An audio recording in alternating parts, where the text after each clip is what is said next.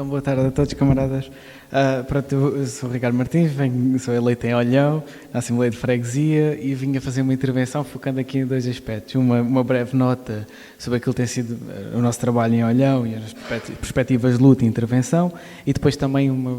do âmbito mais regional sobre a questão dos transportes e mobilidade.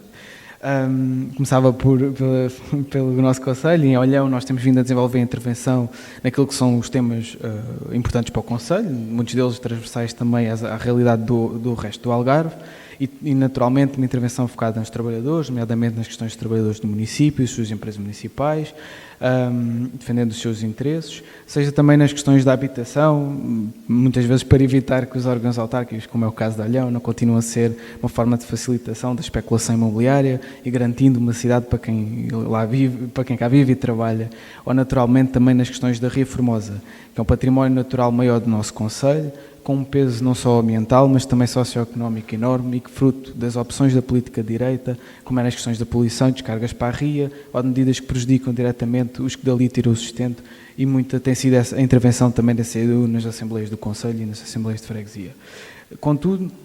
desde o último ato eleitoral, nós vimos uma redução do número de eleitos, nomeadamente na União de Freguesias de Moncarapaz e Fuzeta, e a redução na Assembleia Municipal, ficando apenas com um eleito. O que, naturalmente, com menos eleitos, torna mais difícil, mas, como é assente no nosso trabalho, a preparação é coletiva e tem que ser mais alargada possível e, portanto, em particular também na Assembleia Municipal, tem sido feito esse trabalho e garantido sempre a nossa participação e intervenção, e por isso, mesmo com essas dificuldades, podemos dizer que a CDU continua a ser a única força a levar as questões fundamentais para os olhanenses e também, no outro caso, para os algarvios, como, por exemplo, algumas moções transversais, como mais recentemente a questão da Algarve, por exemplo.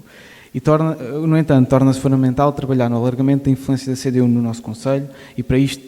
naturalmente, necessário aumentar a presença de rua, em que o nosso trabalho é sempre muito mais difícil quando não conhecemos a realidade de um Concelho que está em constante mutação. É necessário ir para a rua, para os bairros da cidade, das freguesias, onde sempre fomos e continuamos a ser bem recebidos, porque as pessoas respeitam e apoiam o CDU. Mesmo muitas vezes que isso não se transforma em voto, mas há esse reconhecimento do trabalho, mas para conseguir manter, precisamos continuar a transformar as preocupações em intervenção política concreta. É necessário intervir também nas freguesias, em que tem tido mais dificuldade, ligando-nos a essa realidade e trazendo muitos outros para a luta. E sobre as freguesias, no Concelho de Olhão, continuamos na luta pela reposição de freguesias de Fuzeta e Moncarapaz, um processo em que naturalmente só a CDU foi a única força com uma posição inequívoca sobre esta questão. E tal como muitas destas questões, o potencial de luta e avanço está lá, é preciso trabalhá-lo, desenvolvê-lo. E exemplo disto é o trabalho em torno da questão dos vivaristas mariscadores, uma questão muito importante no Concelho e para a Ria Formosa, e que nos encontros da CDU temos juntado centenas de trabalhadores do setor, comprovando que quando ligamos a realidade à luta, aumentam aqueles que também se juntam a nós. Quanto mais força tiver a CDU, mais força têm as populações, e por isso é possível mais intervenção e mais ação, e é isso que nos propomos em Olhão. Em relação, camaradas, também a questão dos transportes, como diria,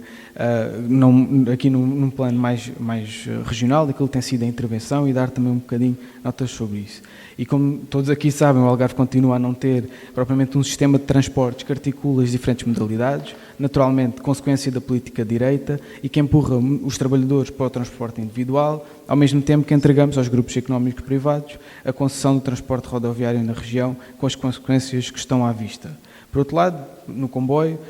com potencialidades imensas para a região, continua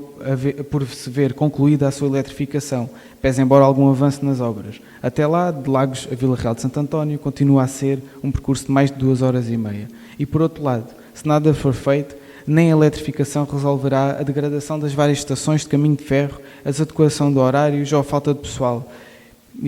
Sobre o aeroporto de Faro, inevitável nas questões de transporte, embora com uma importância estratégica para a atividade económica da região, continua a necessidade de refletir sobre as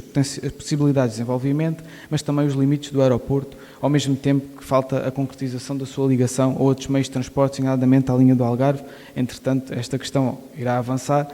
já há muito exigido pela CDU. Numa região